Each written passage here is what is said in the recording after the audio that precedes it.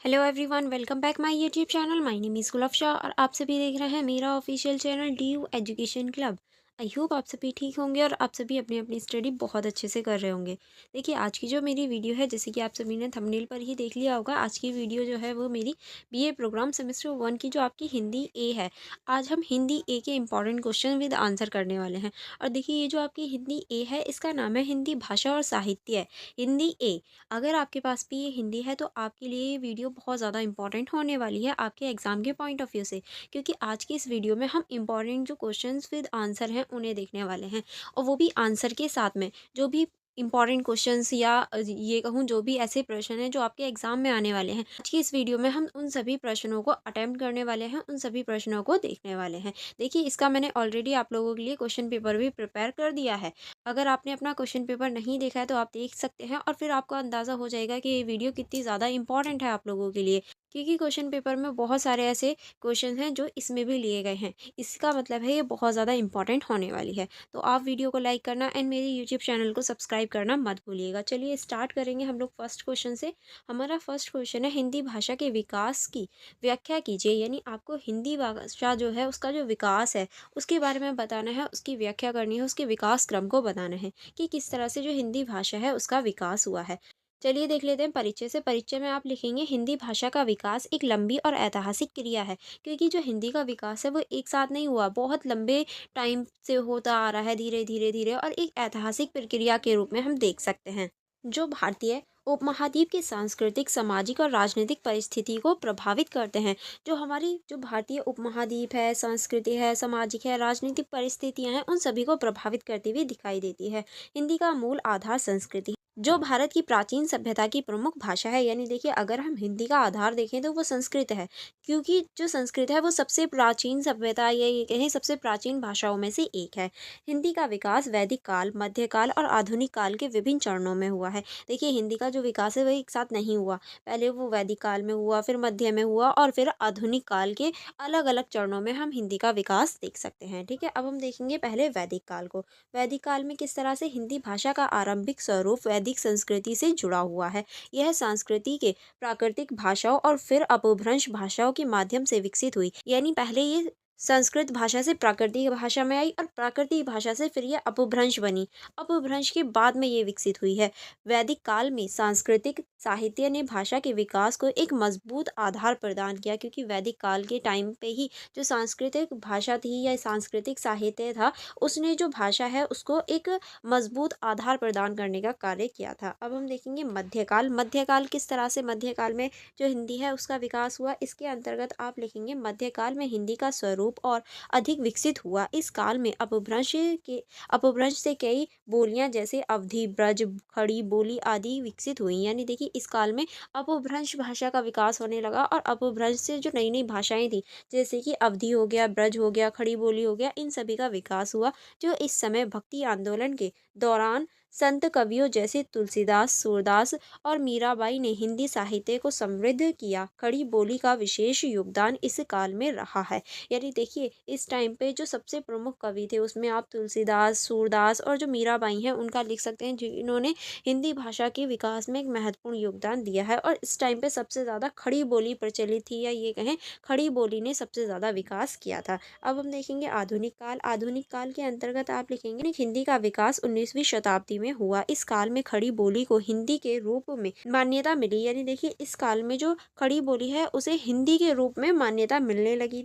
भारत के स्वतंत्रता संग्राम में हिंदी ने एकता की भाषा का रूप ले लिया। यानी देखिए, जब भारतीय स्वतंत्रता संग्राम चल रहा था उस टाइम पे हिंदी ने एक भाषा के रूप में अपना जो स्वरूप था या अपने आप को विकसित किया, क्योंकि सभी लोग जो थे वो हिंदी समझते थे, हिंदी बोलते थे। इसी वजह से जो एक भाषा के रूप में हिंदी हमारे सामने आ गई भारतीय स्वतंत्रता के टाइम पे। ठीक है, महात्मा गांधी और अन्य नेताओं ने हिंदी को राष्ट्रीय भाषा के रूप में स्वीकारने की अपील की। यानी महात्मा गांधी हो गए, और भी बहुत सारे ऐसे नेता थे जिन्होंने हिंदी को एक राष्ट्रीय भाषा के रूप में स्वीकारने की बात की गई थी कि हमें हिंदी को राष्ट्रीय भाषा स्वीकार कर लेनी चाहिए। भारत की स्वतंत्रता के बाद 1950 में हिंदी को भारतीय संविधान के तहत राजभाषा का दर्जा दिया गया, और जब हमारा भारत आज़ाद हो गया 1950 के बाद में जो हिंदी है उसको एक राजभाषा के रूप में स्वीकार कर लिया गया कि हमारे भारत की जो राजभाषा है उसे हम हिंदी घोषित करते हैं। ठीक है, अब हम देखेंगे इस क्वेश्चन का निष्कर्ष।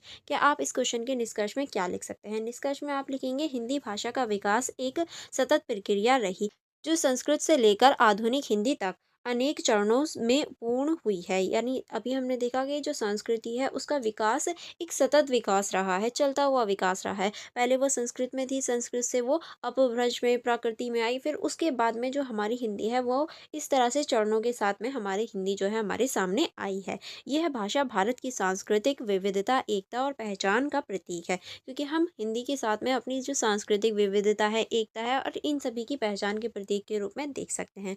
आज हिंदी न केवल भारत में बल्कि विश्व स्तर पर भी एक महत्वपूर्ण भाषा के रूप में स्थापित हो चुकी है, क्योंकि आज जो हमारी हिंदी है वो सिर्फ भारत में ही नहीं बल्कि विश्व स्तर पर भी बोली जाने वाली एक लैंग्वेज बन गई है। विश्व स्तर पर भी जो उसने अपना स्थान है वो बना लिया है। ठीक है, अब हम चलेंगे नेक्स्ट क्वेश्चन की तरफ। नेक्स्ट क्वेश्चन है हमारा, राजभाषा हिंदी की स्वरूप पर प्रकाश डालिए। यानी राजभाषा जो है हिंदी, इसका जो स्वरूप है इस पर आपको प्रकाश डालना है कि किस तरह से जो हिंदी है वो एक राजभाषा के रूप में विकसित हुई या इसका विकास हुआ। ठीक है, चलिए इस क्वेश्चन के अंतर्गत आप लिख सकते हैं। इस पहले हम देखेंगे इसका परिचय। परिचय में हम देखेंगे राजभाषा हिंदी स्वरूप, किस तरह से हिंदी भारत की सबसे अधिक बोली जाने वाली भाषा है और इसे भारतीय संविधान में राजभाषा का दर्जा दिया गया है। यानी देखिए भारत में सबसे अधिक जो बोली जाने वाली लैंग्वेज है वो हिंदी है, और इसे भारतीय संविधान में राजभाषा का दर्जा दिया गया है। संविधान के अनुच्छेद 343 के अनुसार देवनागरी लिपि में लिखित हिंदी को संघ की राजभाषा घोषित की गई है। और देखिए जो हमारा अनुच्छेद 343 है इसके अनुसार जो देवनागरी लिपि में लिखी जाती है हिंदी, उसको राजभाषा के रूप में घोषित किया गया है। देखिए जो हिंदी भाषा है वो हमेशा देवनागरी जो लिपि होती है उसमें लिखी जाती है। हिंदी का यह स्वरूप खड़ी बोली पर आधारित है, और ये वाला जो स्वरूप होता है वो हिंदी का खड़ी बोली पर आधारित होता है, जो आधुनिक हिंदी का मानक रूप मानी जाती है। और ये जो हमारी आधुनिक हिंदी है यानी अब की जो हिंदी है उसका मानक रूप यानी सबसे पुराना रूप माना जा सकता है। ठीक है, चलिए आगे बढ़ेंगे। आगे अब हम देखेंगे हिंदी का भाषाई स्वरूप, यानी हिंदी जो है उस भाषाई स्वरूप कैसा है। इसके अंतर्गत हम देखेंगे हिंदी एक इंडो आर्यन भाषा है जिसका मूल आधार संस्कृत है। यानी देखिए जो हिंदी है वो एक इंडो आर्यन भाषा के रूप में हम देख सकते हैं, और इसका जो मूल आधार है वो संस्कृत है। ठीक है, हिंदी में संस्कृति के साथ साथ फारसी, अरबी, तुर्की और अंग्रेजी भाषा के शब्दों का समावेश भी देखने को मिलता है। यानी अगर हम हिंदी की बात कर रहे हैं तो वो शुद्ध हिंदी बिल्कुल नहीं होती, उसमें हम संस्कृत के वर्ड देख सकते हैं, फारसी के, अरबी के, तुर्की के, इंग्लिश के, इन सभी के वर्ड्स देख सकते हैं। जैसे कि तारीख बोलना, तारीख जो होती है वो एक अरबी का लफ्ज़ है, हिंदी का नहीं है, बट फिर भी हम उसको यूज़ करते हैं। डेट डेट बोल देते हैं, डेट क्या हिंदी का वर्ड है, बट नहीं, हम आम बोलचाल में यूज़ कर लेते हैं, वो इंग्लिश का वर्ड है। तो ऐसे बहुत सारे वर्ड्स हैं जो हम फ़ारसी, अरबी और तुर्की और इंग्लिश भाषा के भी मिक्स बोलते हैं। हिंदी की लिपि देवनागरी है जो वैज्ञानिक दृष्टि से अत्यंत सक्षम मानी जाती है। इसका आध्यात्मिक स्वरूप इसे उच्चारण और लेखन में सरल बनाता है। यानी देखिए जो हिंदी है उसकी जो लिपि है वो देवनागरी लिपि है, और ये वैज्ञानिक दृष्टि से अत्यंत सक्षम है, यानी बहुत ज़्यादा छोटी है, और इसे उच्च बनाने का कार्य भी करता ही है इस लिपि की जो विशेषताएं हैं इसे। ठीक है, चलिए आगे बढ़ेंगे। आगे अब हम देखेंगे राजभाषा के रूप में हिंदी का स्वरूप, यानी राजभाषा के रूप में जो हिंदी है वो कैसे विकसित हुई या उसका कैसे स्वरूप आया। ठीक है, पहले हम देखेंगे इसके अंतर्गत आप लिखेंगे स्वतंत्रता प्राप्त के बाद भारत में राजभाषा के प्रश्न पर व्यापक विचार विमर्श हुए। यानी अब स्वतंत्रता के बाद में जो राजभाषा होनी चाहिए उसके लिए विचार प्रस्तुत होने लगे कि हमें ऐसी भी कोई भाषा चाहिए जिसे हम राजभाषा बोल सकें।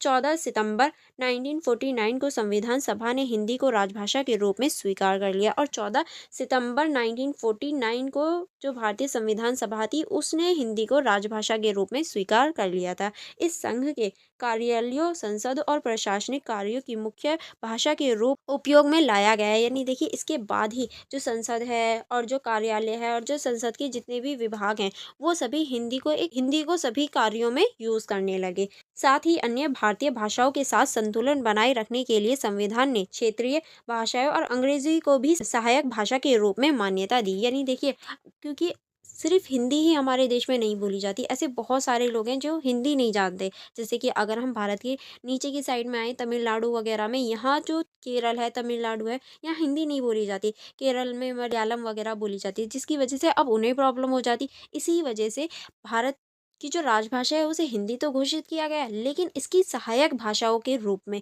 यानी इसके साथ में सहायक भाषाओं को भी जोड़ा गया। जैसे कि अंग्रेज़ी हो गई, और भी जो हमारी क्षेत्रीय भाषाएँ होती हैं उनको भी जोड़ा गया, कि अगर वहाँ के जो क्षेत्र के लोग हैं उन्हें पर्टिकुलर हिंदी नहीं आती, इंग्लिश आती है, या उनकी जो क्षेत्रीय भाषा है वो उसमें उस चीज़ को समझ सकें। ठीक है? चलिए आगे बढ़ेंगे। आगे अब हम देखेंगे आधुनिक स्वरूप।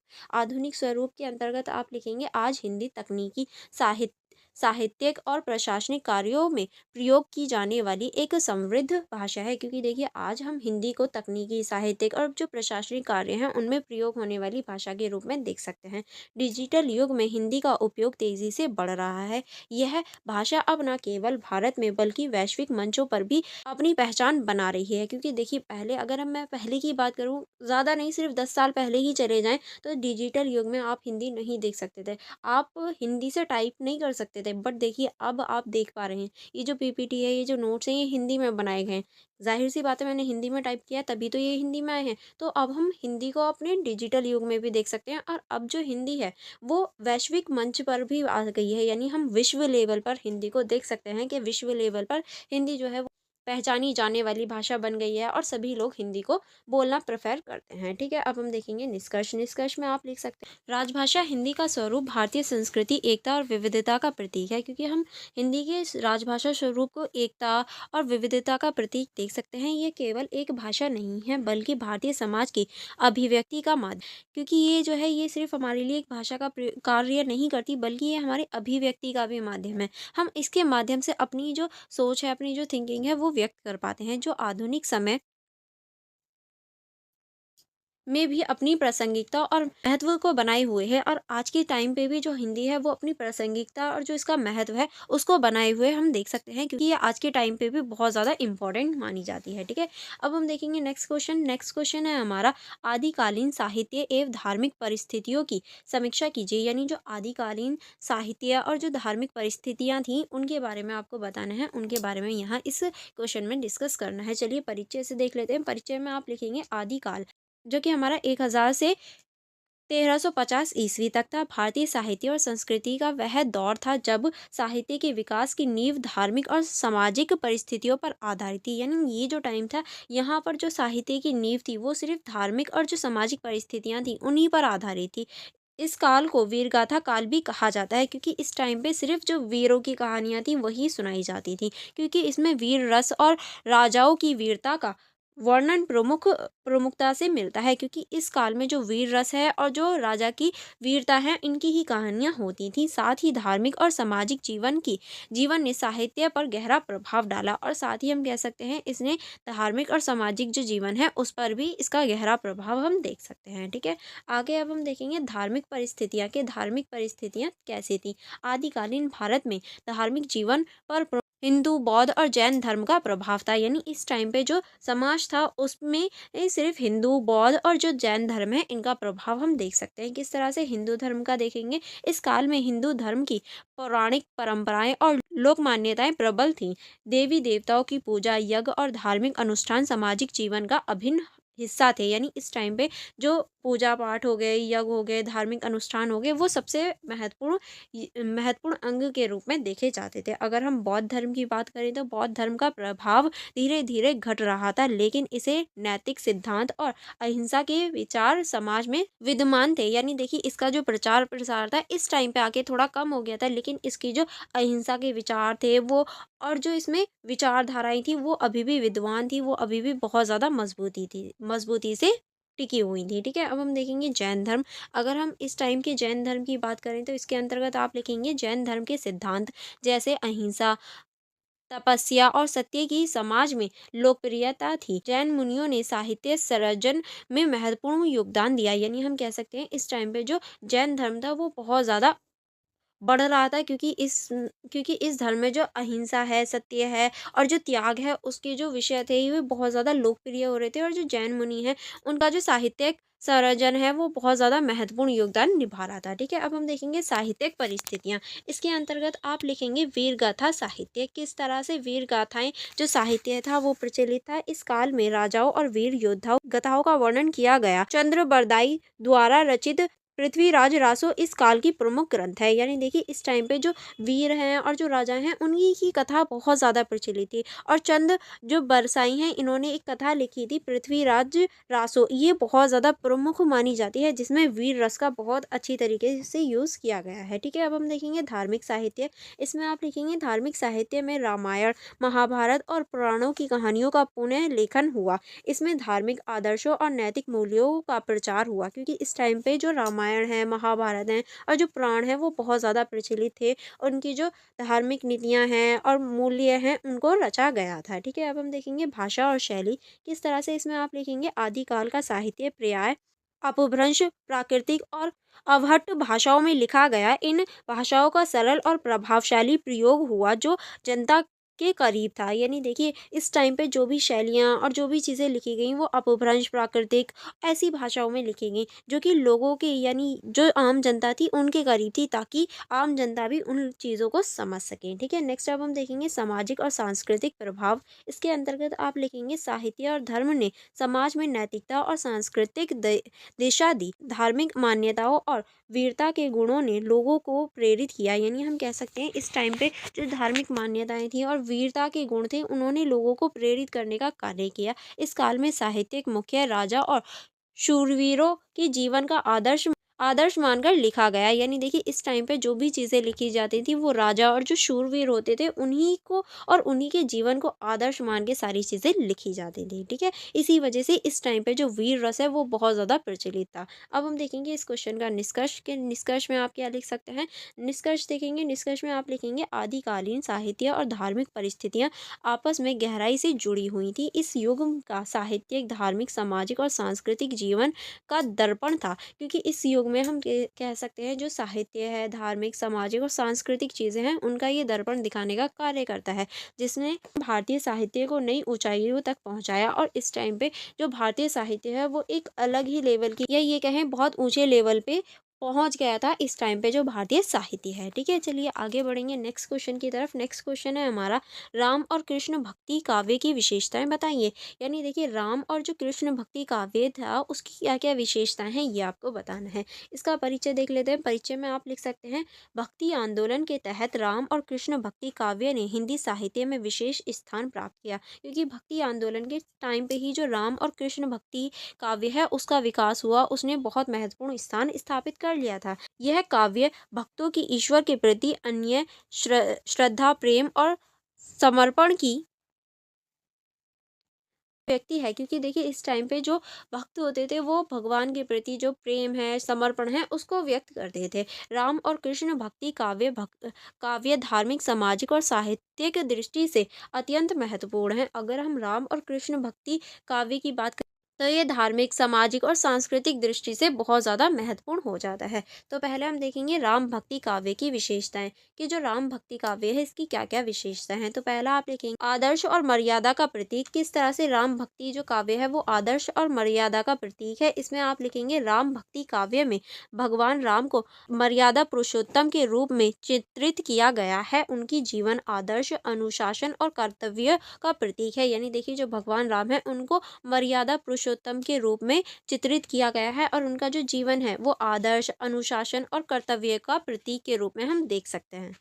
आगे अब हम देखेंगे लोक मंगल की भावना। किस तरह से राम भक्ति काव्य में समाज के कल्याण और नैतिक मूल्यों पर बल दिया गया है। यानी इस टाइम पे जो समाज का कल्याण है और जो नैतिक मूल्य हैं उन पर बल दिया जाता था। नेक्स्ट अब हम देखेंगे भक्ति की नवधा। किस तरह से तुलसीदास के रामचरित्र मानस में नवधा भक्ति, श्रवण, कीर्तन, स्मरण, वंदन आदि का उल्लेख मिलता है। यानी देखिए, जो रामचरितमानस लिखी गई है तुलसीदास द्वारा, उनके जो कविताएं है उसके अंतर्गत ये सारी चीजें मिलती हैं। ठीक है, अब हम देखेंगे भाषा और शैली। किस तरह से राम भक्ति काव्य में भव अवधि भाषा का प्रयोग हुआ है। इसकी शैली सरल और प्रभावशाली है, जो सभी वर्गों के लिए सुलभ है। यानी देखिए, जो राम भक्ति है, इस टाइम पे जो भाषा थी वो एक तरह से अवधी भाषा का प्रयोग होता था और जो शैली होती थी वो सरल और सहज होती थी ताकि सभी लोगों को आसानी से समझ में आ सके। ठीक है, नेक्स्ट आप हम देखेंगे कृष्ण भक्ति काव्य की विशेषताएं, यानी जो कृष्ण भक्ति काव्य है उसकी क्या क्या विशेषता है। तो पहला हम देखेंगे कि इसमें प्रेम और जो रसानुभक्ति है उसका प्रमुख रूप देखने को मिलता है। कृष्ण भक्ति काव्य में भगवान कृष्ण के प्रति गोपियों और भक्तों का प्रेम प्रमुख है। राधा और कृष्ण के प्रेम का वर्णन विशेष रूप से किया गया है। यानी देखिए इसके अंतर्गत कृष्ण जी हैं और जो प्रति गोपियां हैं उनके प्रति जो प्रेम है वो दिखाया गया है, और राधा और जो कृष्ण जी हैं उन दोनों का प्रेम भी इसमें दिखाया गया है, क्योंकि राधा कृष्ण का प्रेम बहुत ज़्यादा शुद्ध या फिर ये कहें बहुत ज़्यादा अच्छा प्रेम माना जाता है। ठीक है, नेक्स्ट अब हम देखेंगे सखी भाव और माधुर्य भाव किस तरह से इसके अंदर हम देखेंगे। भक्तों ने सखी और माधुर्य भाव के माध्यम से ईश्वर के प्रति प्रेम और समर्पण प्रकट किया है। यानी जो भक्त हैं उन्होंने सखी और जो मधुर भाव है उसके माध्यम से जो ईश्वर हैं उनके प्रति प्रेम और जो समर्पण है वो प्रकट करने का प्रयास किया है। ठीक है, आगे चलेंगे। आगे अब हम देखेंगे लीलाओं का वर्णन किस तरह से। कृष्ण भक्ति काव्य में अनेक बाल लीलाओं, रासलीला और माखन चोरी जैसे प्रसंगों का रोचक वर्णन मिलता है। यानी अगर हम कृष्ण भक्ति की बात कर रहे हैं तो इस टाइम पे जो बहुत सारी ऐसी लीलाएं हैं, बाल लीलाएं हैं, रास लीलाएं हैं और जो माखन चोर की जो कहानियां हैं वो बहुत ज़्यादा प्रसिद्ध है कि किस तरह से जो कृष्ण जी हैं वो माखन चुराते थे। ठीक है, अब हम आगे देखेंगे भाषा और शैली। इसके अंतर्गत हम देखेंगे इन वाक्यों में ब्रज भाषा का प्रयोग हुआ है। सूरदास, मीरा और नंददास जैसे कवियों ने इसे समृद्ध किया। यानी इस जो टाइम है इसमें ब्रज भाषा का यूज़ किया गया है, और सूरदास, मीरा हो गई और नंदादास हो गई, ये इसके प्रमुख कवि हैं। ठीक है, आगे चलेंगे। आगे अब हम देखेंगे सामान्य विशेषताएं कि दोनों में क्या क्या सामान्य विशेषता हैं। तो पहले हम देखेंगे सरलता और भावपूर्णता। इसके अंतर्गत हम देखेंगे राम और कृष्ण भक्ति काव्य सरल, भावपूर्ण और जन सामान्य के हृदय को स्पर्श करने वाला है। यानी इनमें सरलता और भावपूर्णता देखी जा सकती है, और जो जनता है उसके हृदय को टच होने वाली या हृदय को छूने वाली बातें की गई हैं। उनकी जो कोमलता है, उनकी जो नटखट चीज़ें हैं वो सभी सबके हृदय को छू जाती हैं। ठीक है, नेक्स्ट अब हम देखेंगे सांस्कृतिक एकता किस तरह से। इस काव्य ने भक्ति आंदोलन के माध्यम से धार्मिक सांस्कृतिक एकता को बढ़ावा दिया। यानी इस काव्य के माध्यम से जो भक्ति है और जो धार्मिक एकता है उसको और जो सांस्कृतिक एकता है उसको बढ़ाने का प्रयास किया गया है। ठीक है, नेक्स्ट अब हम देखेंगे संपूर्ण भक्ति का प्रभाव किस तरह से संपूर्ण भक्ति का प्रभाव हुआ। इसके अंतर्गत हम देखेंगे दोनों ही काव्य संपूर्ण भक्ति पर आधारित हैं, जिसमें ईश्वर को साकार रूप में पूज्य माना गया है। यानी देखिए इसके अंतर्गत ईश्वर को एक साकार रूप से पूज्य माना गया है। अब हम देखेंगे इस क्वेश्चन का निष्कर्ष में आप लिखेंगे राम और कृष्ण भक्ति काव्य न केवल साहित्यिक दृष्टि से महत्वपूर्ण है, बल्कि ये समाज को नैतिकता, प्रेम और ईश्वर के प्रति समर्पण का मार्ग दिखाने वाले भी हैं। यानी देखिए ये सिर्फ साहित्यिक दृष्टि से ही महत्वपूर्ण नहीं है, बल्कि ये समाज और नैतिकता और प्रेम और ईश्वर का मार्ग दिखाने वाले भी हैं। ठीक है, इन वाक्यों ने भक्ति आंदोलनों को एक नई दिशा दी और भारतीय साहित्य को समृद्ध किया। यानी इन वाक्यों से हमें जो भक्ति आंदोलन है उसे एक नई दिशा मिली, और जो भारतीय साहित्य है उसको समृद्धि यानी उसको और ज़्यादा बढ़ावा मिला। आई होप आपको ये क्वेश्चन भी समझ में आ गया होगा। अब हम नेक्स्ट क्वेश्चन देखेंगे। नेक्स्ट क्वेश्चन है हमारा रीति मुक्त काव्य की प्रमुख विशेषताएं क्या बताइए। यानी जो रीति मुक्त काव्य है इसकी जो प्रमुख विशेषताएं हैं वो आपको बतानी है। इसके अंतर्गत आप लिखेंगे रीति मुक्त काव्य की प्रमुख विशेषताएं कौन कौन सी हैं। रीति मुक्त काव्य हिंदी साहित्य के रीतिकाल का एक महत्वपूर्ण भाग है। यह काव्य परंपरागत रीतिबद्धता और सशस्त्रीयता से मुक्त होकर सहज अभिव्यक्ति और भावनाओं को प्राथमिकता देता है। यानी देखिए जो रीति मुक्त काव्य है वो बहुत ज़्यादा इंपॉर्टेंट रोल निभाता है। ये जो काव्य परंपराएं हैं, रीतिबद्धता है और सशस्त्रता है उसको मुक्त करके सहज अभिव्यक्ति और भावनाओं को वो प्राथमिकता दे। इसमें कवि ने रचना के लिए किसी विशिष्ट काव्य शैली नियमों का कठोर पालन नहीं किया। यानी इसके अंतर्गत कवि के लिए कोई भी विशिष्ट काव्य शैली या फिर कोई भी रचना नहीं होती है, बल्कि वह अपने स्वाभाविक संवेदनाओं और अनुभवों को अभिव्यक्त करता है। यानी वो अपनी जो स्वाभाविक चीज़ें होती हैं बिना दिखावटी वाली उनको वो प्रकट करता है, उनको वो दूसरों के सामने रखता है। ऐसा नहीं है वो दिखावा कर रहा हो या किसी चीज़ का पालन कर रहा हो। ठीक है, नेक्स्ट अब हम देखेंगे रीति मुक्त काव्य की प्रमुख विशेषताएं कि जो रीति मुक्त काव्य है इसकी क्या क्या विशेषता है। तो पहला हम देखेंगे भाव प्रधानता किस तरह से भाव प्रधानता, इसके अंतर्गत आप लिखेंगे रीति मुक्त काव्य में भावनाओं को प्रमुख स्थान दिया गया है। इसमें प्रेम, करुणा, वात्सल्य और भक्ति जैसे भावों की अभिव्यक्ति की गई है। यानी रीति मुक्त जो काव्य होता है उसमें जो भावनाएं होती हैं उसको इम्पोर्टेंस दी गई है, उसको इम्पोर्टेंट माना जाता है। प्रेम हो गया, करुणा हो गया, वात्सल्य हो गया, ऐसी जो भावनाएं होती हैं, ऐसी जो हमारी जो अंदर की भावनाएं होती हैं उनको प्रकट करने का प्रयास किया जाता है इसके अंतर्गत। नेक्स्ट अब हम देखेंगे प्राकृतिक चित्रण किस तरह से रीति मुक्त काव्य में प्रकृति का सुंदर और सजीव चित्रण मिलता है। कवि प्रकृति दृश्यों का वर्णन करके अपनी भावनाओं को व्यक्त करता है। यानी इसके अंतर्गत जो कवि होता है वो प्रकृति की सौंदर्य का सजीव चित्रण करता है जैसे वो सचमुच में हो, और जो प्रकृति है उसके वर्णन करके जो अपनी भावना है उनको प्रकट करता है। ठीक है, इसके अंतर्गत चलिए आगे देखेंगे। आगे अब हम देखेंगे भक्ति और मानवता। इसके अंतर्गत आप लिखेंगे इस काव्य में भक्ति की गहराई और मानवता की भावना स्पष्ट रूप से झलकती हैं। मीरा, कबीर और रैदास जैसे कवियों ने भक्ति और मानव मूल्यों पर विशेष जोर दिया है। यानी देखिए ये जो है ये भक्ति और जो मानवता है उस पर गहरा स्पष्ट रूप से उसे दिखाने का प्रयास करते हैं। जैसे कि मीराबाई हो गई, कबीर हो गए, रैदास हो गए, ये इसके प्रमुख कवि हो जाएंगे। ठीक है, या कवित्री हो जाएंगी। अब हम देखेंगे सरल भाषा और शैली। इसके अंतर्गत हम देखेंगे रीति मुक्त काव्य की भाषा सरल और सहज है। इसमें प्राचीन सांस्कृतिक शब्दावली की तुलना में जन सामान्य की भाषाएं जैसे ब्रज, अवधी और खड़ी बोली का अधिक प्रयोग होता है। यानी देखिए इसके अंतर्गत जो सांस्कृतिक और जो कठिन भाषाएं हैं उनको छोड़कर जो जन सामान्य की भाषाएं हैं, यानी जो आम लोग बोलते थे जैसे कि ब्रज हो गए, अवधी हो गई, खड़ी बोली हो गई, इनका अधिक प्रयोग किया गया है ताकि सभी लोग इन्हें समझ पाएं। ठीक है, अब हम देखेंगे नारी और प्रेम का यथार्थ चित्रण किस तरह से। इसमें नारी के रूप, स्वभाव और प्रेम के विभिन्न आयामों का स्वाभाविक और यथार्थ वर्णन है। यानी इस टाइम पे जो नारी हैं उनके बारे में बहुत बातें की जाती थी, उनके स्वभाव के, प्रेम के, और जो उनका चित्रण है वो बहुत बाखूबी तरीके से दिखाया जाता था। ठीक है, नेक्स्ट अब हम देखेंगे सामाजिक और आध्यात्मिक विषय कौन कौन से। रीति मुक्त काव्य में सामाजिक सुधार और आध्यात्मिक चिंतन पर भी बल दिया गया। विशेष रूप से संत कवियों ने समाज की कुरीतियों और अंधविश्वासों पर प्रहार किया। यानी देखिए इस टाइम पे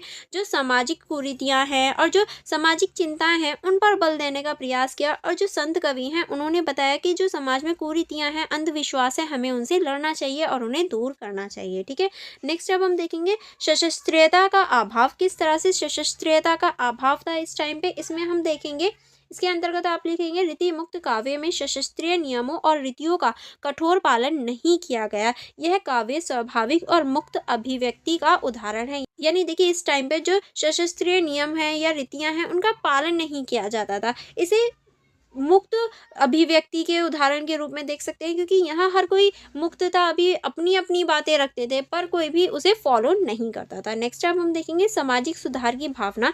इसके अंतर्गत आप लिखेंगे इस वाक्य में समाज की विभिन्न समस्याओं जैसे जातिवाद, अंधविश्वास और पाखंड के प्रति जागरूकता पैदा करने का प्रयास किया गया। यानी इस टाइम पे जो जातिवाद है, अंधविश्वास है, पाखंड है, इन सभी के लिए जागरूकता फैलाने का प्रयास किया गया ताकि सभी व्यक्ति जागरूक हो सके और जो ये अंधविश्वास जैसी चीज़ें हैं इनको ख़त्म किया जा सके। अब हम देखेंगे प्रमुख कवि, यानी इस टाइम के जो प्रमुख कवि हैं वो कौन कौन से हैं। तो इसके अंतर्गत हम देखेंगे रीति मुक्त काव्य के प्रमुख कवि हैं कबीर, मीरा, रैदास, सूरदास, तुलसीदास, ये इसके प्रमुख कवि हैं। इसने काव्य में भक्ति, प्रेम और समाज सुधार की द्वितीय झलक मिलती है। यानी देखिए इसमें जो भक्ति है, प्रेम है और सामाजिक सुधार है उसकी अद्वितीय हम झलक यहाँ देख सकते हैं। अब हम देखेंगे इस क्वेश्चन का निष्कर्ष। निष्कर्ष में आप लिख सकते हैं रीति मुक्त काव्य अपनी स्वतंत्रता, स्वाभाविक रूप के कारण हिंदी साहित्य में एक विशेष स्थान रखते हैं। यानी देखिए ये जो है ये अपनी स्वतंत्रता और स्वाभाविकता के कारण हिंदी साहित्य में एक विशेष स्थान रखते हैं अपना।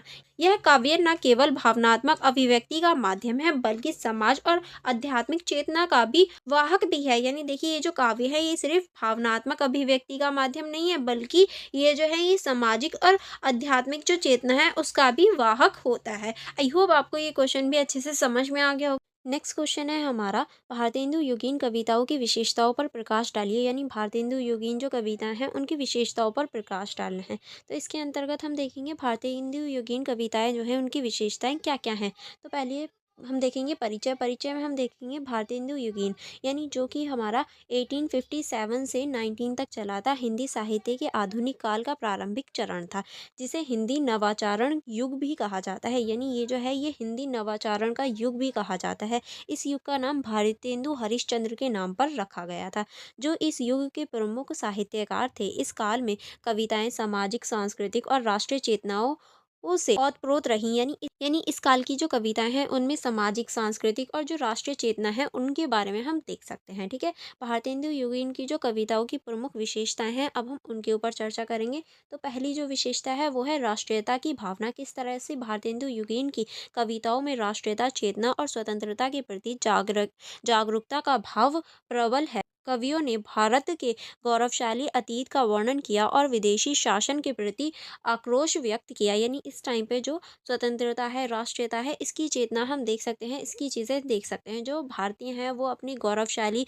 अतीत और जो विदेशी जो लोग थे, या ये कहें जो ब्रिटिश लोग थे, उनका विरोध इनकी कविताओं के माध्यम से पता चलता है। नेक्स्ट अब हम देखेंगे सामाजिक सुधार का संदेश। ये भी एक विशेषता है, क्योंकि इस टाइम पे सामाजिक सुधार का संदेश दिया जा रहा था। किस तरह से इस युग की कविताओं में समाज सुधार की भावना स्पष्ट झलकती हैं। जातिवाद, अधिशासनवाद, बाल विवाह, दहेज प्रथा और अशिक्षा जैसी कुरीतियों पर प्रहार किया गया था। ठीक है, नेक्स्ट अब हम देखेंगे भाषा और शैली की सरलता। भारतेंदु युगीन कविताओं की भाषा सरल, स्वाभाविक और प्रभावशाली है। खड़ी बोली, ब्रजभाषा और अवधि का प्रयोग इस युग की कविताओं की एक विशेषता है।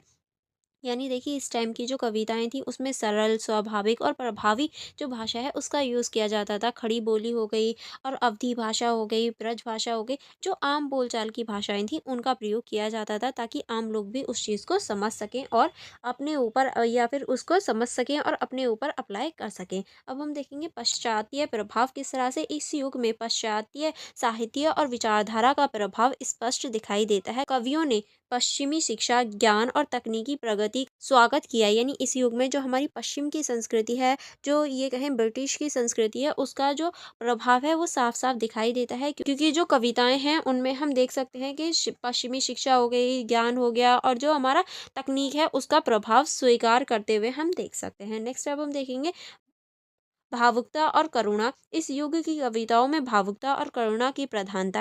कवियों ने देश की दुर्दशा, सामाजिक असमानता और गरीबी की दयनीय स्थिति का मार्गिक चित्रण किया है। यानी देखिए इन कविताओं में जो भावनाएं हैं, करुणाएं हैं, उनको देख सकते हैं। और जो देश की दुर्दशा हो रही थी, देश की बुरी हालत थी, उसके प्रति और जो गरीबी है उसके प्रति जो करुणा भावना है वो हम देख सकते हैं। नेक्स्ट अब हम देखेंगे प्राकृतिक चित्रण। इस युग में कविताओं ने प्रकृति का सुंदर और सजीव चित्रण किया। प्राकृतिक सौंदर्य को राष्ट्रीय और मानव जीवन से जोड़कर प्रस्तुत किया। यानी देखिए इस युग के जो कवि हैं उन्होंने जो प्रकृति है उसका सजीव चित्रण प्रस्तुत किया है, और जो प्रकृति है उसे राष्ट्रीय चेतना और मानव जीवन से जोड़ने का इन्होंने पूरा पूरा प्रयास किया था इस युग में। ठीक है, नेक्स्ट अब हम देखेंगे धार्मिक सहिष्णुता। इसके अंतर्गत आप लिखेंगे भारतेंदु युगीन कविताओं में धार्मिक सहिष्णुता का प्रभाव देखा जा सकता है। कवियों ने हिंदू मुस्लिम एकता और सभी धर्मों के प्रति समान दृष्टिकोणों का संदेश दिया। यानी जो कवि हैं उन्होंने हिंदू मुस्लिम एकता को और सभी धर्मों के प्रति समान दृष्टिकोण को अपनाया है। ठीक है, आगे अब हम देखेंगे कविताओं के विषयों की विविधता। किस तरह से इस युग की कविताएं राष्ट्रीयता, समाज सुधार, धार्मिक एकता, शिक्षा, नारी जागरण, प्रेम और प्रकृति जैसे विषय प्रकृति जैसे विविध विषयों पर आधारित थी। यानी देखिए इस टाइम की जो विषय थे वो राष्ट्रीय एकता हो गई, या फिर समाज सुधार हो गया, धार्मिक एकता हो गई, शिक्षा हो गया, नारी जागरूकता हो गई, प्रेम हो गया, या फिर प्राकृतिक जो सौंदर्य है उससे रिलेटेड मुद्दे होते थे। ठीक है, नेक्स्ट अब हम देखेंगे प्रमुख कवि और कवित्रियां। यानी इस टाइम की जो प्रमुख कवि या कवित्रियां थी, तो पहले सबसे प्रमुख थे भारतेंदु हरिश्चंद्र, जिन्होंने भारतेंदु, दूरदर्शन या विद्यासागर लिखी है। नेक्स्ट अब हम देखेंगे बाल कृष्ण भट्ट, जिन्होंने लिखा है सुधाकरण चंद। नेक्स्ट अब हम देखेंगे प्रताप नारायण मिश्र, जिन्होंने प्रेम पत्रिका लिखी है। अब हम देखेंगे इस क्वेश्चन का निष्कर्ष क्या। आप इस क्वेश्चन के निष्कर्ष में क्या लिख सकते हैं।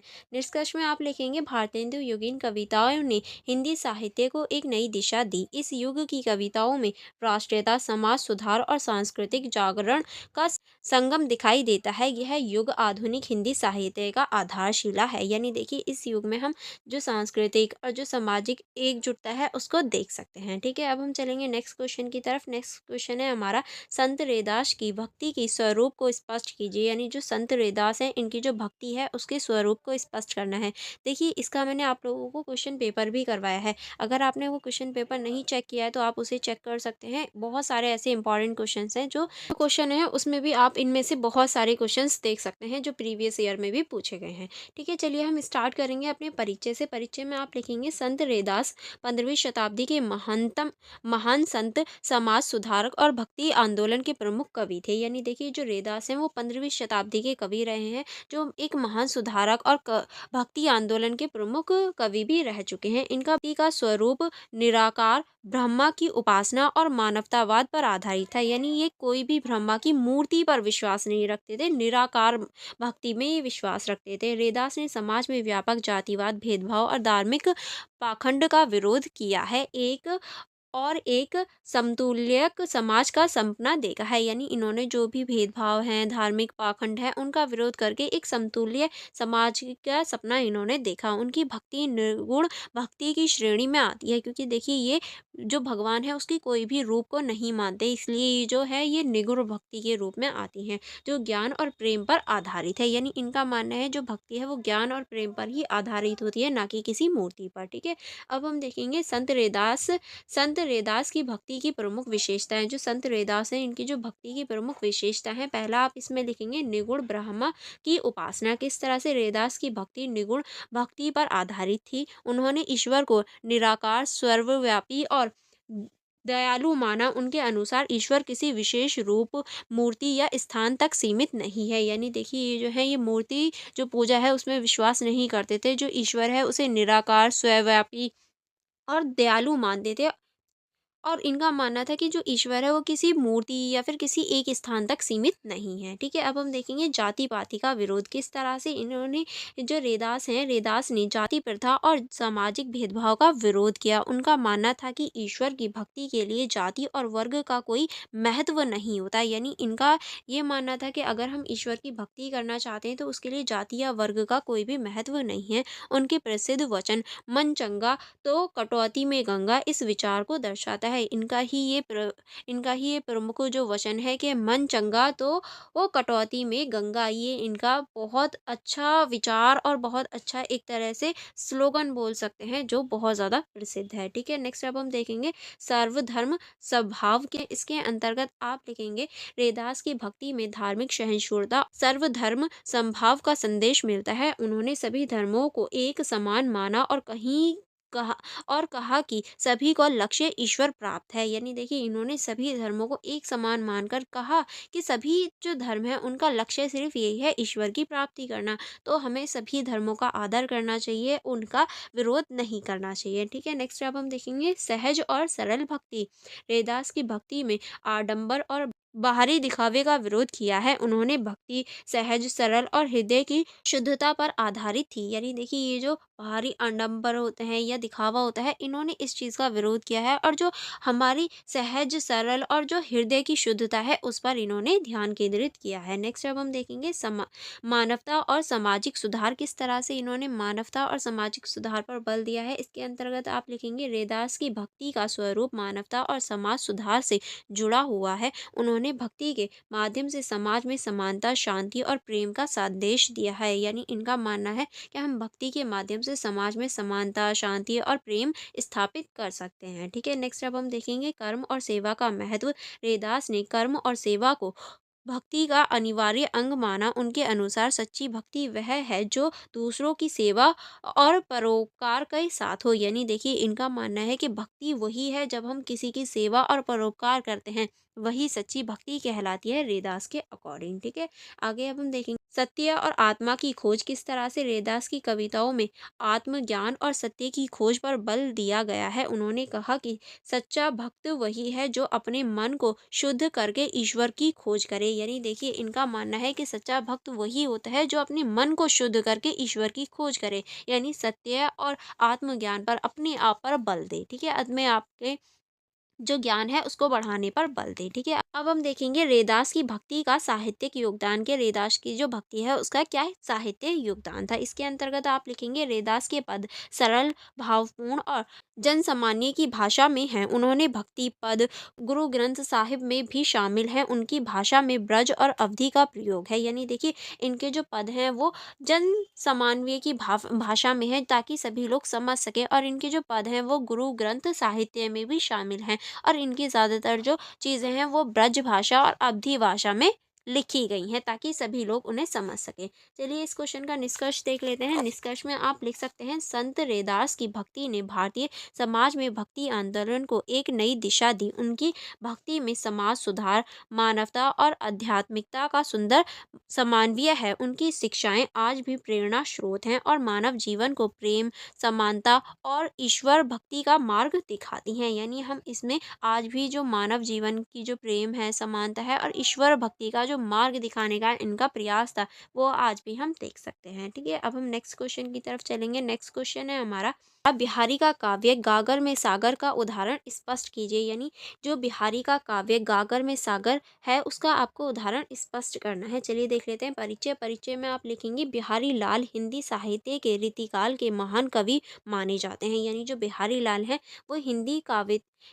वो हिंदी साहित्य के रीतिकाल के सबसे प्रमुख कवियों में से एक हैं। उनकी रचना बिहारी सतसई को गागर में सागर का उत्कृष्ट उदाहरण माना जाता है। यह ग्रंथ 700 दोहों का संग्रह है। यानी देखिए इस ग्रंथ में 700 दोहे लिखे गए हैं जिसमें हर दोहा अपनी संक्षिप्तता, गहराई और अर्थव्यवस्था के कारण अद्वितीय है। यानी इन 700 दोहों में हर दोहा अपनी जो गहराई है, अपनी जो संक्षिप्तता है, अपना जो अर्थ है वो रखता है। बिहारी ने अल्प शब्दों में व्यापक अर्थ व्यक्त करके साहित्य को एक नई दिशा प्रदान की है। ठीक है, चलिए आगे बढ़ेंगे। आगे हम देखेंगे गागर में सागर का अर्थ क्या है। इसके अंतर्गत हम देखेंगे गागर में सागर का तात्पर्य है कि कम शब्दों में गहरी और व्यापक बात कहना। यानी कम शब्द यूज करना लेकिन गहरी और व्यापक बात कह देना। बिहारी के दोहे इस काल के श्रेष्ठ उदाहरण हैं। उनके काव्य में सीमित शब्दों में इतनी गहरी भावनाएं और विचार व्यक्त किए गए हैं कि पाठक चमत्कृत रह जाते हैं। यानी देखिए वो इतने कम शब्दों में इतनी गहरी बात कह जाते हैं कि पढ़ने वाले भी चिंता में रह जाते हैं कि इन्होंने ये बात कैसे कह दी इतने कम शब्दों में। ठीक है, आगे हम देखेंगे बिहारी बिहारी काव्य की विशेषताएं। यानी जो बिहारी काव्य है इसकी क्या विशेषता है। तो पहले हम देखेंगे संक्षिप्तता और अर्थ गहराई। यानी अभी हमने देखा ये जो है वो छोटे शब्दों में गहरी बातें कह देते हैं। किस तरह से बिहारी ने अपने काव्य में अत्यंत कम शब्दों का प्रयोग करके गहरे अर्थ प्रकट किए। उनके दोहे पाठकों को सोचने पर मजबूर करते हैं और उनमें गहराई तक उतरने के लिए प्रेरित करते हैं, क्योंकि वो कम शब्दों का प्रयोग करके बहुत गहरी गहरी बातें जो हैं वो बोल देते हैं। ठीक है, चलिए उदाहरण देख लेते हैं। उदाहरण के रूप में आप लिख सकते हैं संत सेया के दोहरे जो ननन के तेर देखन में छोटे लगे घाव करे गंभीर। यानी जो तीर होते हैं वो छोटे लगते हैं लेकिन घाव क्या करते हैं गहरे करते हैं। इस दोहे में काव्य की तीव्रता और प्रभावशालीता का सुंदर विवरण किया गया है। ठीक है, अब हम देखेंगे प्रकृति और प्रेम का चित्रण। किस तरह से इन्होंने प्रकृति और प्रेम का चित्रण किया है। इसमें हम देखेंगे बिहारी के दोहे प्रकृति और प्रेम के गहरे चित्रण से भरपूर होते हैं। यानी इनकी जो रचनाएं हैं उनमें हम प्रकृति और प्रेम को गहराई से देख सकते हैं। उदाहरण के लिए आप इसमें लिख सकते हैं नव नभ चपल चारु चित चौकी रही घन बीच जनु खतोतीन दीप करी दीप दीपावत कीन। इसमें आकाश में चमकते जुगनुओं की तुलना दीपों से की गई है। यानी जो आकाश में जो जुगनू चमक रहे हैं उनकी तुलना दीपों से की जा रही है, जो कम शब्दों से सुंदर दृश्य प्रस्तुत करते हैं। और देखिए कितने कम शब्दों से उन्होंने जो आकाश में जुगनू चमक रहे हैं उनकी तुलना दीपों से कर दी है। ठीक है, अब हम देखेंगे प्रश्नात्मकता व्यंग। किस तरह से बिहारी के काव्य में व्यंग और गूढ़ प्रश्नों का भी समावेश है। उनके दोहे सामाजिक और नैतिक मूल्य स्थापित करते हैं। यानी देखिए इनके जो काव्य होते हैं या दोहे होते हैं उनमें व्यंग के साथ साथ में जो प्रश्न होते हैं वो भी पूछे जाते हैं या उनके भी बारे में चर्चा होती है। उदाहरण के लिए जे बरु ए देश विदेश सो भल बिसिरी भोर बिरवहा तुनु तरुवर गए बड़े कबू ना फोन। इस दोहे में जीवन के मूल्यों और आदर्शों को कम कम शब्दों में प्रभावित रूप से व्यक्त किया गया है। ठीक है, अब हम देखेंगे सौंदर्य का वर्णन किस तरह से बिहारी ने न्यायिका और प्रकृति के सौंदर्य को अल्प शब्दों में मुक्त तरीके से वर्णित किया है। यानी कम शब्दों में जो नायिका होती हैं, जो लड़कियां होती हैं, उनके और जो प्रकृति होती है उसके सौंदर्य को बहुत अच्छी तरीके से इन्होंने प्रस्तुत किया है। किस तरह से, उदाहरण के रूप में आप लिखेंगे, नहिंग परांग नहिन मधुरा मधु नहिंग विकास यही यही काल अली कली ही सो बधो आगे कौन वाल। इसमें नायिका के सौंदर्य को प्रकृति के माध्यम से व्यक्त किया गया है। यानी देखिए, इसमें ये जो काव्य दे रखा है, इसमें जो नायिका का सौंदर्य है उसे प्रकृति के माध्यम से व्यक्त किया जा रहा है। ठीक है, चलिए अब हम देख लेते हैं इस क्वेश्चन का निष्कर्ष के। आप इस क्वेश्चन के निष्कर्ष में क्या लिख सकते हैं। बिहारी का काव्य संक्षिप्तता में व्यापकता का प्रतीक है। इनकी रचना न केवल वो की गहराई को उजागर करती हैं, बल्कि यह गागर में सागर की उक्ति को चरित्रार्थ भी करती हैं। बिहारी के दोहे आज भी हिंदी साहित्य में अपनी उत्कृष्टता और कलात्मकता के लिए अद्वितीय स्थान रखते हैं। यानी आज भी हम इनका अद्वितीय स्थान देख सकते हैं, क्योंकि ये बहुत कम शब्दों में बहुत बड़ी बात कह देते हैं। ठीक है, चलिए नेक्स्ट क्वेश्चन की तरफ चलते हैं। नेक्स्ट क्वेश्चन देख लेते हैं। नेक्स्ट क्वेश्चन है हमारा, बेटी की विदाई की मूल संवेदना लिखिए। यानी आपकी जो बुक में बेटी की विदाई चैप्टर दे रखा है, उसकी मूल संवेदना लिखनी है। चलिए देख लेते हैं। बेटी की विदाई एक ऐसा भावुक क्षण है जो परिवार के हर सदस्य के हृदय को गहराई तक छूता है। यह केवल एक सामाजिक प्रथा नहीं, बल्कि भावनाओं का एक ऐसा संगम है जिसमें प्रेम, ममता और बिछड़ने का दर्द एक साथ व्यक्त होता है। यानी देखिए, बेटी की जो विदाई होती है उस टाइम पे किसी एक व्यक्ति का दर्द ना होकर पूरी परिवार की ही दशा दिखाई जाती है। और इसके अंतर्गत जो प्रेम होता है, ममता होती है और जो बिछड़ने का दर्द होता है वो दिखाया जाता है। बेटी जो जन्म से अपने माता पिता के घर रोशनी और खुशियों से भरती है, जब विदाई के समय अपने नए जीवन की और बढ़ती है, तो यह क्षण हर किसी के लिए एक अनुभव करता है। क्योंकि देखिए, बेटी हमेशा शुरू से अपने माता पिता के पास रहती है बचपन से, लेकिन जब वो बड़ी हो जाती है तो उसे विदा होकर किसी और के घर जाना पड़ता है। तो ये हर परिवार के लिए, हर व्यक्ति के लिए एक भावनात्मक क्षण हो जाता है। ठीक है, इसकी जो मूल संवेदना है इसको देखेंगे। माता पिता के लिए बेटी केवल संतान नहीं, बल्कि उनकी भावनाओं और आकांक्षाओं का केंद्र होती है। उसकी विदाई के समय वह अपनी खुशी और गम को एक साथ अनुभव करते हैं, क्योंकि उन्हें लगता है कि हाँ, अब उनकी बेटी एक नए घर में जा रही है। वो खुशी है, लेकिन वो उन्हें छोड़कर जा रही है, ये उनके लिए गम होता है। यानी ये उनका दुख होता है। यह पल उनके लिए गर्व और दर्द दोनों का प्रतीक होती है। गर्व इस बात का कि उनकी बेटी अब अपने जीवन के नए चरण में प्रवेश कर रही है, और दर्द इस बात का कि वह उनसे दूर हो रही है। यानी खुशी इस बात की होती है कि अब उनकी जो बेटी है वो अपने जीवन में आगे बढ़ रही है, लेकिन दर्द इस बात का होता है कि वो उन्हें छोड़कर आगे जा रही होती है। ठीक है, नेक्स्ट अब हम देखेंगे, तेरे बिना यह घर सूना हो जाएगा। यह वाक्य माता पिता के दिल की वह हसक है जो विदाई के समय उनके आंसुओं से झलकती है। यानी देखिए, जब बेटी जो है वो विदा होकर जाती है तो उनके माता पिता बोलते हैं ये बात कि तेरे बिना ये घर जो है वो सूना हो जाएगा। तो उनकी जो आँसू होते हैं वो ये बात कह रहे होते हैं। ठीक है? चलिए आगे बढ़ेंगे। आगे अब हम देखेंगे भाई-बहन के लिए, यानी भाई-बहन के लिए वो क्षण कैसा होता है। भाई-बहनों के लिए यह पल भी उतना ही भावुक होता है। बचपन की शरारतें, झगड़े और हँसी-मज़ाक के पल याद आते हैं। यानी देखिए, उस टाइम पे क्या होता, बचपन की जो शरारतें होती हैं, झगड़े होते हैं, हँसी-मज़ाक होते हैं, वो सभी एक साथ सामने आने लगते हैं। उन्हें यह एहसास होता है कि उनकी साथी अब उनसे दूर जा रही है। विदाई के समय कई अक्सर यह वादा करते हैं कि वह अपनी बहन के हर दुख में उनके साथ रहेंगे। यानी देखिए, विदाई के समय जब उनकी बहन जा रही होती है तो बहुत सारे ऐसे भाई होते हैं या बहनें होती हैं जो उनसे ये वादा करते हैं कि वो उनके हर सुख दुख में हमेशा साथ रहेंगे। ठीक है? अब हम देखेंगे बेटी के लिए, यानी जो बेटी विदा हो रही होती है उसके लिए क्या दशा होती है। बेटी के लिए विदाई एक मिश्रित भावनात्मक अनुभव होता है, जहाँ एक और वह अपने नए जीवन के प्रति उत्सुक होती है, वहीं दूसरी ओर अपने माता-पिता और परिवार से बिछड़ने का गम भी उस व्यतीत करता है। यानी देखिए, एक और तो वो अपनी नई जीवन के लिए खुश होती है, लेकिन दूसरी ओर जो वो अपने माता-पिता, अपने परिवार, अपने भाई-बहन को छोड़ के जा रही होती है, उसका भी उन्हें गम होता है। वह अपने बचपन की स्मृतियों, माता-पिता के स्नेह और घर के हर कोने से जुड़ी भावनाओं को याद करती है। यानी उस टाइम पे जो उसकी स्मृतियाँ होती हैं, जो उसकी यादें होती हैं, माता-पिता का जो स्नेह यानी प्रेम होता है, घर के हर कोने की जो यादें होती हैं, वो उसके मन में चल रही होती हैं, ठीक है? मुझे यहाँ से दूर जाना पड़ रहा है, लेकिन मेरा दिल हमेशा इस घर में रहेगा। ये लड़की बोलती है कि मुझे यहाँ से दूर तो जाना पड़ रहा है, लेकिन मेरा जो दिल है वो हमेशा मेरे घर पर ही रहेगा, ठीक है? नेक्स्ट अब हम देखेंगे सामाजिक और सांस्कृतिक महत्व।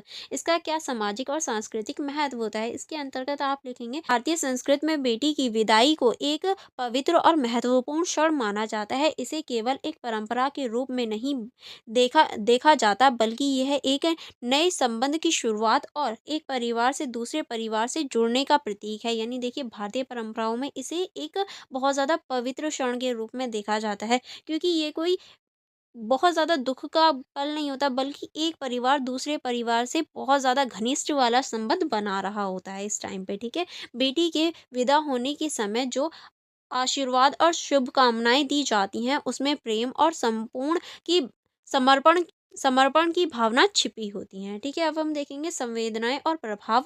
बेटी की विदाई का क्षण हर किसी के मन को गहराई तक झंझोड़ देता है। यह न केवल बिछड़ने का दर्द होता है, बल्कि एक नई शुरुआत का संदेश भी देता है, क्योंकि बिछड़ने के साथ-साथ में जो बेटी होती है, उनकी वो नई शुरुआत भी करने वाली होती है। इस पल में आँसू, मुस्कान और शुभकामनाओं का अद्भुत संगम होता है। यानी एक ही पल में जो हमारे आँसू होते हैं, शुभकामनाएँ होती हैं और जो हमारी मुस्कान होती है, उनका एक ही साथ संगम देखने को मिलता है। एक ही पल में हम सारी चीज़ें महसूस करते हैं, हमारे आँसू भी, जो मुस्कान होती है वो भी होती है हमारे चेहरे पर, और जो शुभकामनाएँ होती हैं, जो दिल से हमारी शुभकामनाएँ निकल रही होती हैं हमारी भाई-बहनों के लिए, हमारी बहनों के लिए, या फिर जिसकी भी शादी हो रही है, वो सारी जो फीलिंग्स होती हैं वो एक साथ हम देख सकते हैं। विदाई का यह क्षण सभी को यह सिखाता है कि जीवन में परिवर्तन अनिवार्य है, और इन्हीं परिवर्तनों में नए अवसर और खुशियाँ छिपी होती हैं। यानी जो विदाई का ये क्षण होता है, ये बताता है कि जीवन में हमेशा परिवर्तन जो है अनिवार्य हैं, और परिवर्तनों में ही हमारी जो खुशी है वो छुपी होती है। इसीलिए हमारे जीवन में परिवर्तन महत्वपूर्ण भूमिका निभाते हैं। अब हम देखेंगे निष्कर्ष में आप लिखेंगे, बेटी की विदाई का क्षण भले ही दुखदाई हो, लेकिन यह प्रेम, ममता और बलिदान का एक खूबसूरत उदाहरण है। यह जीवन का वह सत्य है जो हर माता-पिता और बेटी के जीवन में आता है। यानी देखिए, ये बेशक थोड़ा दुःख का हो, ये जो टाइम होता है, लेकिन ये जीवन का सत्य है, ये है कि बेटी को जाना ही होता है अपने नए घर में, और ये माता-पिता और बेटी के लिए जीवन की जो नई शुरुआत होती है वो देता है, ठीक है? विदाई के इन पलों में व्यक्त संवेदनाएँ मानव रिश्ते की गहराई और उसकी सच्चाई को उजागर करता है। यानी इस टाइम पे जो मानव रिश्ते की जो गहराई है, उसको उजागर करते हुए हम देख सकते हैं। नेक्स्ट क्वेश्चन है हमारा, जयशंकर प्रसाद का साहित्य परिचय। यानी आपको इस क्वेश्चन में जयशंकर प्रसाद जी का साहित्य परिचय देना है। चलिए देख लेते हैं। इसके अंतर्गत आप लिखेंगे, जयशंकर प्रसाद हिंदी साहित्य की छायावाद युग के महान कवि, नाटककार और उपन्यासकार थे। यानी देखिए, जो जयशंकर प्रसाद हैं वो छायावादी युग के एक नाटककार और उपन्यासकार थे। वह बहुमुखी प्रतिभा के धनी थे, और उन्हें कविता, नाटक, कहानी, उपन्यास और निबंध जैसे साहित्य के विभिन्न क्षेत्रों में योगदान दिया। यानी देखिए, वो बहुमुखी कवियों में से एक थे। यानी उन्होंने कविताएं लिखी हैं, नाटक, कहानी, उपन्यास और निबंध भी लिखे हैं, ठीक है? उनकी रचनाओं में राष्ट्रीय चेतना, उक्ता गहन दर्शन और सांस्कृतिक गौरव का अद्भुत समन्वय दिखाई देता है। यानी जो उनकी रचनाएं हैं, उनमें हम राष्ट्रीय चेतना हो गया, भावुकता हो गया, गहन दर्शन हो गया, सांस्कृतिक जो गौरव है उसको देख सकते हैं, ठीक है? अब हम देखेंगे इनका जीवन परिचय। इनके जीवन परिचय को देख लेते हैं। जीवन परिचय की जो स्टार्टिंग होगी, उसमें आप इस तरह से लिखेंगे, जयशंकर प्रसाद का जन्म 30 जनवरी 1889 को वाराणसी के एक संपन्न परिवार में हुआ था। यानी इनका जन्म जो हुआ था वो 30 जनवरी 1889 में हुआ था।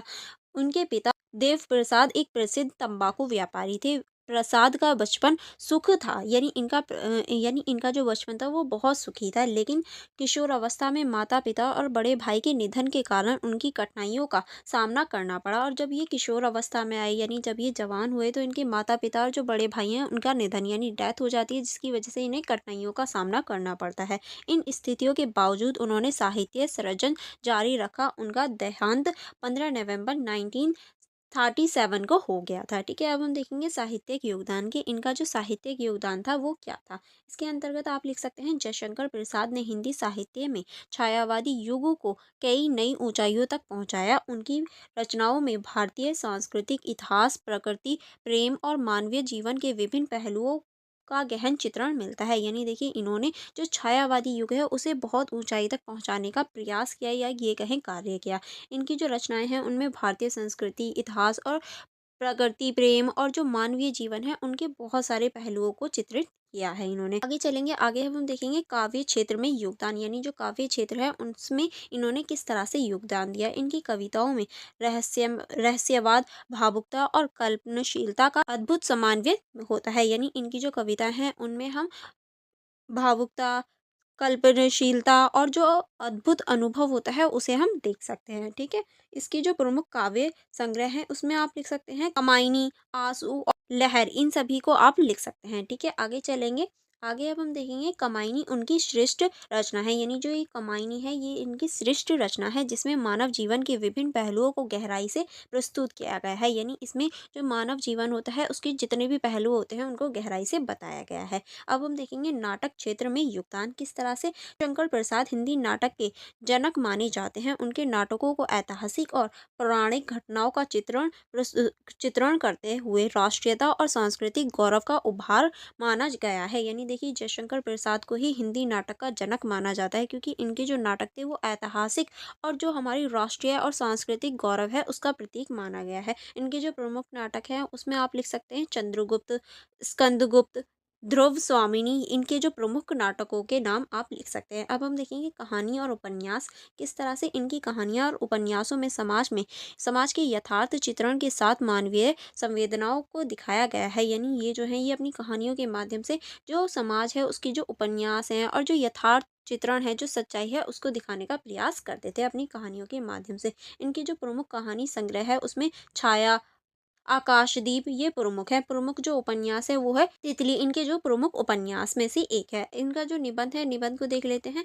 प्रसाद ने निबंध लेखन के माध्यम से भारतीय संस्कृति और साहित्य पर गहन विचार व्यक्त किया है। यानी इनके जो निबंध है वो भी बहुत ज़्यादा भारतीय संस्कृति और जो साहित्य है उस पर बहुत ज़्यादा गहरा प्रभाव डालते हुए हमें दिखाई देते हैं। ठीक है, आगे अब हम देखेंगे भाषा और शैली। इनकी जो भाषा और शैली थी उसको देख लेते हैं। जयशंकर प्रसाद की भाषा खड़ी बोली थी। यानी जो जयशंकर प्रसाद जी हैं वो खड़ी बोली का प्रयोग करते थे जो सरल, साहित्यिक और सौंदर्यपूर्ण है। यानी ये सरल और साहित्यिक जो सौंदर्यपूर्ण है उसका भी प्रयोग करते थे। इनकी शैली में प्रवाह, माधुर्य और भावनात्मक गहराई थी। यानी ये इनकी जो शैली है उन्हें पढ़ते हुए हमें पता चलता था कि इनकी जो शैली है उसमें प्रवाह है, माधुर्य है और भावनात्मकता है। यानी भावनात्मकता जो गहराई होती है वो हमें फील होती है जब हम इनकी चीज़ों को पढ़ते हैं। ठीक है, अब हम देखेंगे इस क्वेश्चन का निष्कर्ष। निष्कर्ष में आप लिख सकते हैं, जयशंकर प्रसाद ने हिंदी साहित्य में छायावाद को सशक्त और स्थायी आधार दिया। ठीक है, उनकी रचनाएं न केवल साहित्यिक दृष्टि से महत्वपूर्ण थी बल्कि भारतीय सांस्कृतिक और राष्ट्रीयता के प्रति प्रेम को भी प्रकट करती हैं। यानी देखिए, वो जो है वो सिर्फ साहित्यिक दृष्टि से ही इम्पोर्टेंट नहीं है इनकी रचनाएं, बल्कि इनकी रचनाएं भारतीय जो संस्कृति है और राष्ट्रीयता है उसके लिए भी प्रेम का जो एक तरह से किस तरह से हम प्रेम को प्रकट कर सकते हैं ये सिखाती हैं इनकी रचनाएं। ठीक है, उनका साहित्य हिंदी साहित्य के स्वर्ण युग का प्रतीक है। यानी देखिए, उनके साहित्य को हम कह सकते हैं कि ये पूरे ही हिंदी साहित्य का एक तरह से स्वर्ण युग है, इतना ज़्यादा इंपॉर्टेंट माना जाता है। ठीक है, नेक्स्ट क्वेश्चन की तरफ चलेंगे। नेक्स्ट क्वेश्चन है हमारा, बादल को घिरते देखा है, कविता का प्रतिपादन लिखें। यानी आपकी बुक में जो कविता दे रखी है बादल को घिरते देखा है, इसका आपको प्रतिपादन लिखना है। यानी इसके माध्यम से कवि क्या कहना चाहते हैं। तो पहले हम देखेंगे इसका परिचय। कवि नागार्जुन की कविता बादल को घिरते देखा है जीवन के यथार्थ, संघर्ष और सामाजिक व्यवस्था की गहरी अभिव्यक्ति है। यानी देखिए, जो बादल को घिरते देखा कविता है ये नागार्जुन द्वारा लिखी गई है और इसमें जो सामाजिक और जो व्यवस्थित गहरी अभिव्यक्ति है उसको दिखाने का प्रयास किया गया है। इस कविता में कवि ने बादल के माध्यम से जीवन के निरंतर बदलते हुए पहलुओं और मानवीय संवेदनाओं को व्यक्त किया है। यानी बादलों के घिरने से उन्होंने बताया है कि जो निरंतर चल रहे बदलाव हैं या ऐसे पहलू हैं जो मानव को घेरे रहते हैं। कविता में बादल के घिरने और उससे छाव में इर्द गिर्द कवि ने समाज और जीवन के विभिन्न आयामों पर विचार किया है। यानी बादल के घिरने और उसके जो इर्द गिर्द छाव होती है, उन सभी से जो मानव के जीवन के जो विभिन्न आयाम होते हैं उनको प्रकट करने या ये कहूँ उनको दिखाने का प्रयास किया है। ठीक है, अब हम देखेंगे कविता का सार, यानी जो बादल को घिरते कविता है उसका क्या सार है। सार में आप लिखेंगे बादल को घिरते देखा है। कविता में कवि ने बादल के घिरने की प्रक्रिया को एक प्रतीक के रूप में माना है। यानी देखिए, बादल को घिरते कविता में जो बादल का घिरना है वो एक तरीके से प्रतीक के रूप में लिया है। कवि ने बादल का घिरना प्राकृतिक होते हुए भी यह मानव जीवन और समाज के घटनाक्रम का प्रतीक बन गई है। यानी देखिए, ये एक प्राकृतिक घटना है, लेकिन इसके बावजूद जो मानव जीवन है उसमें जो सामाजिक घटनाएं होती हैं उसका प्रतीक के रूप में इसका प्रयोग किया गया है। कवि के अनुसार बादल का घिरना उस अंधकार और कठिनाई का प्रतीक है जो जीवन में आती है। यानी कवि बताते हैं जिस तरह से बादल गिरते हैं उसी तरीके से किसी भी मानव के जीवन में अंधकार या फिर कठिनाइयां आ जाती हैं, लेकिन साथ ही साथ यह संभावनाएं और नए आरंभ की भी संकेत देती है। क्योंकि जो संकेत होता है कि हो सकता है बादल हट जाए, ये संकेत होता है, यानी हो सकता है ये प्रॉब्लम टल जाए। और एक तरह से ये आरंभ की भी शुरुआत लाती हैं, क्योंकि बादल जब घिरते हैं तो बारिश भी होती है जो एक नई शुरुआत के लिए मानी जाती है। इसी वजह से इसे एक नए आरंभ के रूप में भी हम देख सकते हैं। कविता में बादल के घिरने की प्रक्रिया का चित्रण किया गया है। जैसे कि बादल घिरते हैं, आसमान में हलचल मच जाती है। यह आकस्मिक और अप्रत्याशित घटना होती है जिससे वातावरण में बदलाव आता है। यानी देखिए, एक तरीके से आकस्मिक होती है जिसकी वजह से जो वातावरण है, जो बादल वगैरह हैं, उन सभी में परिवर्तन आ जाता है। कवि इस परिवर्तनों को जीवन के अव्यक्त परिस्थितियों और संघर्ष से जोड़ता है, क्योंकि कवि जो है वो बताना चाहते हैं कि ऐसे ही मनुष्य के जीवन में भी कभी कभी ऐसी सिचुएशन आ जाती हैं। वह यह भी बताते हैं कि इस परिवर्तन के बाद कुछ सकारात्मक भी होता है। यानी जब ये परिवर्तन आते हैं, जब कठिनाइयाँ आती हैं, तो कुछ सकारात्मक परिवर्तन भी होते हैं जीवन में। जैसे बारिश की संभावनाएं जो धरती पर जीवन और हरियाली का संचार करती है। यानी देखिए, जब बादल घिरते हैं तो बारिश आ जाती है जिसकी वजह से धरती पर जीवन और हरियाली आती है। इसी वजह से जब प्रॉब्लम्स आती हैं तो सल्यूशन निकलने के बाद जो नई दिशा है वो भी हमारे सामने आ जाती है या एक नया रास्ता खुल जाता है। ठीक है, अब हम देखेंगे कविता का व्याख्यान, यानी इस कविता का क्या व्याख्यान किया जा सकता है। इसके अंतर्गत हम देखेंगे नागार्जुन की यह कविता समाज की परिप्रेक्ष्य के जीवन के संकट, संघर्ष और उसकी उत्पन्न होने वाली संभावनाओं की ओर इशारा करती है। वह बादल के घिरने के जीवन के उन क्षणों के रूप में देखते हैं जब व्यक्ति या समाज पर समस्या का साया मंडराता है। यानी ये जो है, ये बादल के घिरने को उस प्रतीक के रूप में देखते हैं जब